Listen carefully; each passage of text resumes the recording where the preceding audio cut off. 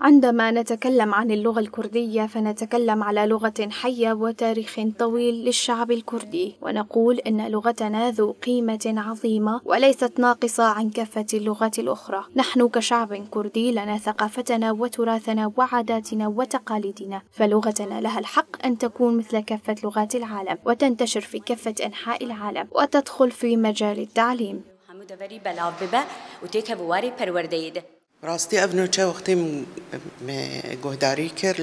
عندما سمعنا هذا الخبر فرحنا كثيرا، فهذه الخطوة خطوة مباركة لنا ولكافة المدارس والجامعات والمعاهد الكردية، لأن هذه الخطوة تمت بعد تعب ومشقة لعدة سنين، وحتى الدول المحتلة حاولت أن تمنع اللغة الكردية، لكن هذه اللغة استمرت وقاومت حتى وصلت لهذه المرحلة.